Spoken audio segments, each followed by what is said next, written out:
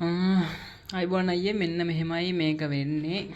මගේ ලැප් එකයි setup keyboard එකයි මේ විදිහට තමයි මම සෙටප් එක හදලා තිබ්බේ. මගේ ළඟ තිබ්බ හෙඩ්සෙට් එක මේක නම් මම අඩුවට ගත්තේ. එතනින් දෙන හෙඩ්සෙට් එක ඇවිල්ලා ටිකක් ගණන් එකක් තියෙන්නේ. දැන් මේක APUNI එකේ කරනකොට ලකුණු ගන්නව අඩුයි. එහෙම. ඊට පස්සේ මගේ පෑනයි කොලේ මම මෙහෙම තියාගත්තේ. ටෙස්ට් එකේදීත් ඔයාලට හම්බෙන්නේ මේ වගේම මේ කළු පාට කීබෝඩ් එකක්. ලැප් එක නෙමෙයි මොනිටර් එකයි මේකයි තියෙන්නේ. මේ ඊට පස්සේ මම මේ අතින් ලියන නිසා මම මේ අතට තමයි තියාගත්තේ. එතන දෙන්නේ අර පොඩි මාකර් තියෙන්නේ ඔය කිචන් වල තියෙන්නේ ඒ වගේ මාකර් එකක් තමයි දෙන්නේ. ලැමිනේටින් කරපු කොලයක් එක්ක තමයි දෙන්නේ.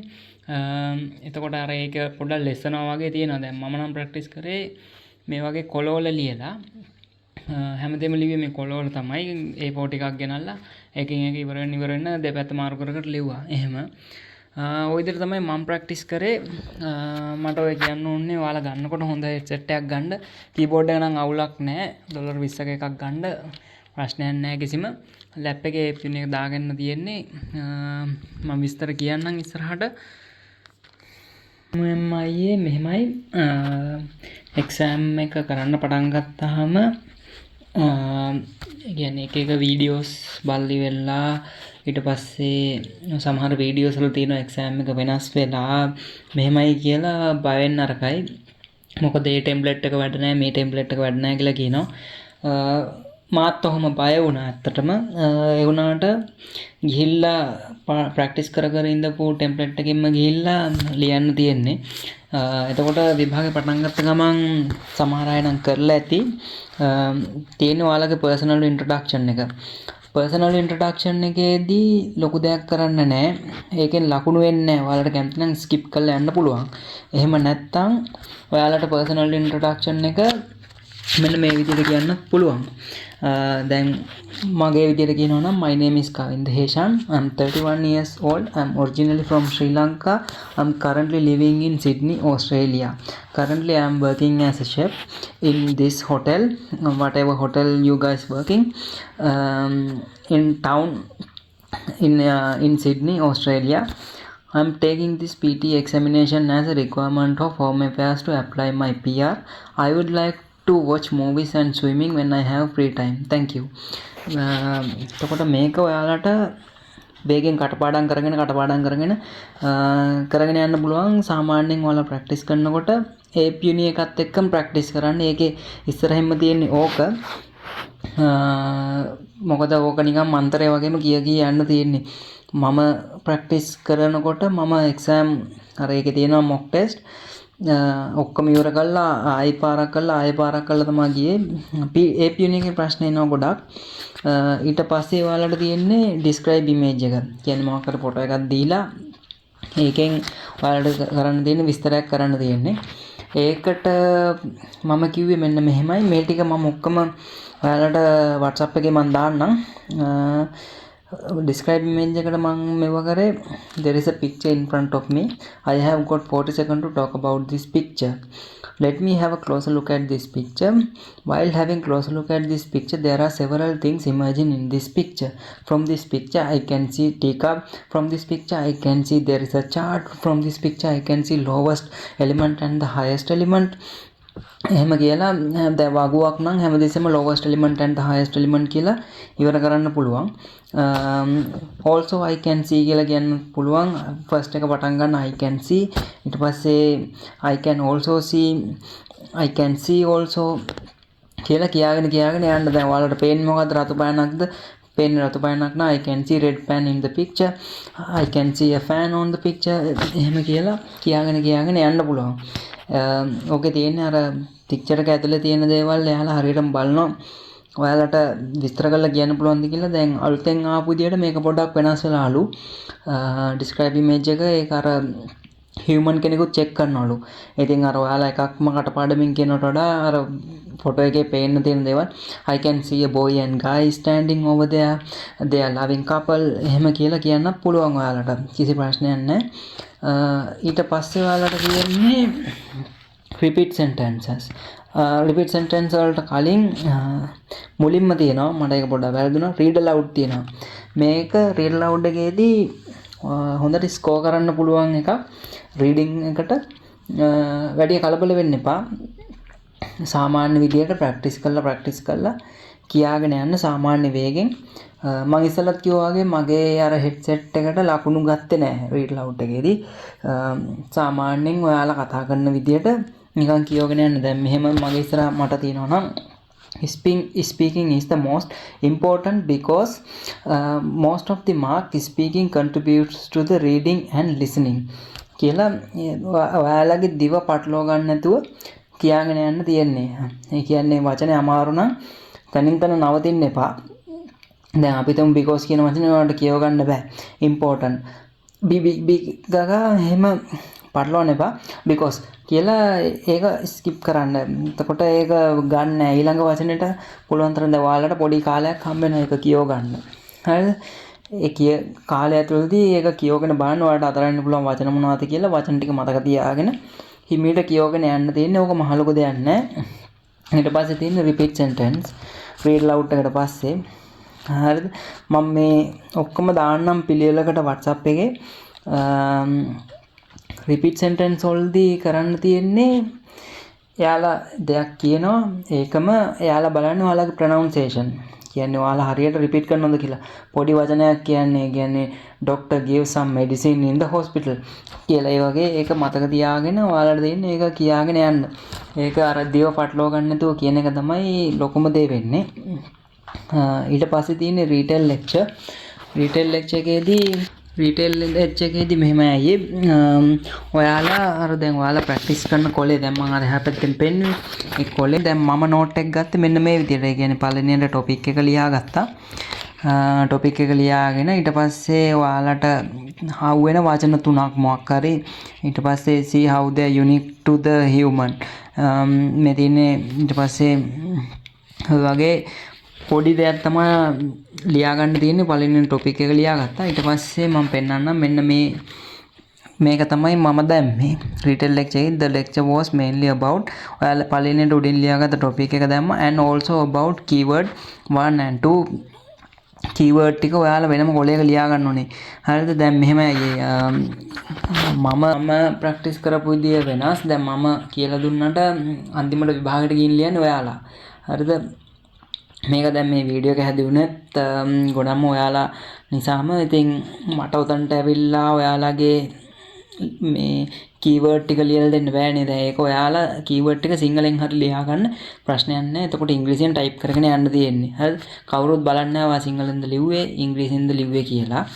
මම මේ කීවර්ඩ් ටික ඒ ටික ඔක්කොම මම දාන්නම් ඔයාලගේ WhatsApp group එකට. පොඩක් බලන්න. ඊට අමතරව ඊට පස්සේ තියෙන්නේ answer the short question. ඒ කියන්නේ යාළුවා ප්‍රශ්නයක් අහනවා. ඒ කියන්නේ සාමාන්‍ය දැනීමෙන් ප්‍රශ්නයක් අහන්නේ. ඒක මහ ලොකු දෙයක් නෑ. ඒකෙන් එන්නේ පොඩි ලකුණු ගන්නක්. ඒක ගැන වැඩි හිතන්න එපා. ඒකේ උත්තර දෙන්න බැරි වුණානේ මෙහෙමයි කියලා ඒව ගැන පසුතැවෙන්න එපා. ඒක එච්චර කිසි ප්‍රශ්නයක්ම නෑ. ඔයාලට ඒක කරගෙන යන්න පුළුවන්. ඉස්සරහට ඒක ගැන හිතන්නම එපා. හරි. ඊට පස්සේ තියෙන්නේ summarize written text. summarize written text එක ඇවිල්ලා ඒක සාමාන්‍ය සරල දෙයක් තියෙන්නේ. ඔයාලට දෙන්නේ මොකක් හරි වචන පොලිමක් ගත්තා. ඒ පොලිමෙන් මැද්දට කමාවක් දැම්මා. ඊළඟ වාක්‍ය ලිව්වා තිතක් තිබ්බා. එච්චරයි. ලොකු දෙයක් නෑ ඒකේ කරන්න. කියන්නේ වාක්‍ය දෙකක් ගන්න. පොඩි වාක්‍ය දෙකක්. වචන 50ට වඩා අඩුවෙන් තියෙන පොඩි වාක්‍ය දෙකක් ගන්න. ඔයාලට බලන්න ලේසි එකක්. පළවෙනි වාක්‍යය ගත්තා. ඒකට කමාවක් දැම්මා. දෙවෙනි වාක්‍ය ලිව්වා. ෆුල් ස්ටොප් එකක් තිබ්බා. කමා දෙක තුන දාන්න යන්න ඕනේ නැහැ. එක වාක්‍යයක් ගත්තා නම් හොඳටම ඇති. ඒක එතනින් ඉවරයි. ඊට පස්සේ තියෙන්නේ එසේ එක. එසේ එක මම ලියපු එසේ එක මම ඔයාලට group එකේ දාන්නම්. මම ලියපු එසේ එක තියෙන්නේ මේක.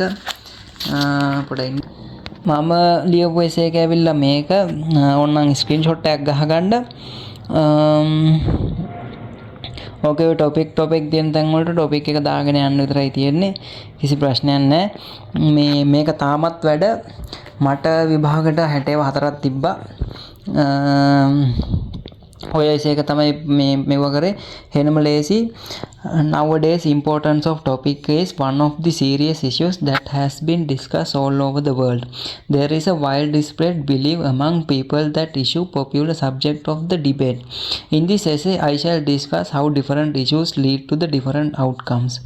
ඔය වගේ පොඩි වචන ටිකක් තියෙන ලොකු වචන ඇත්තම නෑ මේ ලොකු වචන ටික තමයි මට අමාරු වචන ටික තමයි මම මේ ස්පෙලිංස් මතක තියාගන්න අමාරු ටික මේක පොඩ්ඩක් ප්‍රැක්ටිස් කරගෙන යනකොට නිකම් පුරුදු වෙනවා. ඊට පස්සේ තියෙන්නේ අයියේ reading and writing fill in the blank. ඊට පස්සේ මේක පොඩ්ඩක් අමාරු ඔයාලගේ reading section එකේදී අයියේ අර ඉස්සෙල්ලා මම කිව්වා වගේ මෙහෙමයි දැන් මම නෙමෙයි ඇවිල්ලා ලියන්නේ විභාගේ. ඔයාලම තමයි විභාගේ ලියන්නේ. මම කොහොම කියලා දුන්නත් සමහර විට සමහර අයට තේරෙන්න පුළුවන්, සමහර අයට වැදගත් වෙන්න පුළුවන්, සමහර අයට වැදගත් නැති වෙන්න පුළුවන්. ඒ මොනවා වුණත් ඔයාලා තමයි විභාගෙට ගිහිල්ලා ලියන්නේ. රීඩින් එක නම් මේක මට හදාන්න බෑ. ඒක ඔයාලම තමයි පොත්පත් කියවලි වෙලා ඒක හදාගන්න ඕනේ. මොකද මට වුණත් රීඩින් එකේදී මං ගිහින් ඉඳගත්තාම ඒ වචන ගොඩාක් යුනි වචන තියෙන්නේ. ඉතින් ඒවා ටිකක් අමාරුයි. ඊට පස්සේ තියෙන්නේ මල්ටිපල් චොයිස් එක. ඒ කියන්නේ මල්ටිපල් ආන්සර් ඔයාලට ඊතලයක් දීලා ඒ උත්තර හතරක් දෙනවා. උත්තර හතරම එක වගේ. මම මේවෙන් නම් ලකුණු ගොඩක් ටාගට් කරේ නැහැ රීඩින් එකේ. මම පළවෙනියට රීඩ් ලවුඩ් එකෙන් තමයි පුළුවන් තරම් ලකුණු ටාගට් කරේ. මේකේ මම ඔහේ ගහගෙන ගියා. ඒ කියන්නේ සාමාන්‍යයෙන් හරි කියලා මට තේරෙන්න පටන් ගත්තාම වචන වල තේරුම් එහෙම බලාගෙන මම ගහගෙන ගියා. ඊට පස්සේ තියෙන්නේ රීഓඩර් පැරග්‍රාෆ්. රීഓඩර් පැරග්‍රාෆ් එක හෙන ලේසි. ඒක යාළගේ මේකක් තියෙනවා පැරග්‍රාෆ් එකක් දීලා තියෙනවා. ඒක රීഓඩර් කරන්න තියෙන්නේ. එහෙට මෙහෙට අදින්න තියෙන්නේ. ඒක ප්‍රශ්නයක් නෑ. ඒක මම කියලා දෙන්න. ඒක ඔයාලා කරගෙන යනකොට ඔයාලට තේරෙනවා. ඒ කියන්නේ සාමාන්‍යයෙන් බලන්න වාක්‍යයක් පටන් ගන්නකොට කොහොමද කියන්නේ දැන් සාමාන්‍යයෙන් නමකින් පටන් අරගෙන අපි හිතමු මොකක් හරි සයන්ස් මේකක් ගැන කියනවා කියලා. එතකොට විද්‍යාඥයා එපැයි හොයාගන්න. ඒ විද්‍යාඥයාගේ නම මුලට දාලි වෙලා අන්තිමට එයා හොයාගත්ත භාණ්ඩය අන්තිමට ඇවිල්ලා ඒ වගේ දෙයක් තමයි තියෙන්නේ. හරිද? එතකොට ඒකේ ලොකු දෙයක් ඇත්තෙම නැහැ. රීഓඩර් පැරග්‍රාෆ් එකේ ඔයාලට මේ පැත්තටයි ඔහොම අදින්න තියෙන්නේ. ඊට පස්සේ තියෙන්නේ reading fill in the blank. reading fill in the blank එකෙත් උත්තර දීලා තියෙනවා. උත්තර වලින් ගන්න තියෙන්නේ ලේසි නෑ. reading fill in the blank එක ලේසි නෑ. මට අමාරු වුණේ reading section එකේ ওই ටික තමයි. ඊට පස්සේ multiple choice choose single answer. Reading එකේ ওই ටික පුළුවන් නම් කරගන්න පොඩ්ඩක් මෙරලා අනිත් ඒවාට වැඩිය මේ ඒව කරනවට වඩා රීඩ් ලවුඩ් එකට ලකුණු වෙනවා ගොඩක්. ලකුණු වලට මුලින්ම අල්ලන්න පුළුවන් රීඩ් ලවුඩ් එකෙන්. ඊට පස්සේ අන්තිමට තියෙන්නේ summarise spoken test. Summarise spoken test එකට තියෙන්නේ මේ වගේම ඔයාලට තියෙන්නේ ලියා ගන්න. ලියාගත්තේ මෙන්න මේ විදිහට. ওই විදිහට තමයි මම ලියාගත්තේ. මට තේරෙන විදිහට මගේ අත් අකුරු වලින් මම මගේ ලියාගත්තේ. ඒක ඔයාලට සිංහලෙන් ඕන නම් සිංහලෙන් ලියා ගන්න පුළුවන්. ඊට පස්සේ මේක තමයි මම පාවිච්චි කරපු ටෙම්ප්ලේට් එක. ඕනනම් ස්ක්‍රීන්ෂොට් එකක් ගහගන්න. ඕක තමයි මම පාවිච්චි කරේ. මට විභාගයට ලකුණු 60 වයින්න මම පාවිච්චි කරේ ඕක. ඊට පස්සේ තියෙන්නේ listening එකේ multiple choice multiple answer. මේකෙත් ඒ කියන්නේ යාළගේ යනවා රෙකෝඩින් එකක්. ඊට පස්සේ ඒකෙන් ඔයාලට choose කරන්න තියෙන්නේ fill in the blank කියලා තියෙනවා. ඒකෙත් තියෙන්නේ අර IELTS වල වගේම එයාලා කියාගෙන යනවා ඡේදයේ තියෙන වචන වලට මේකේ ස්පෙලිංස් හරියට තියෙන්න ඕනේ. නැත්නම් ලකුණු වෙන්නේ නැහැ.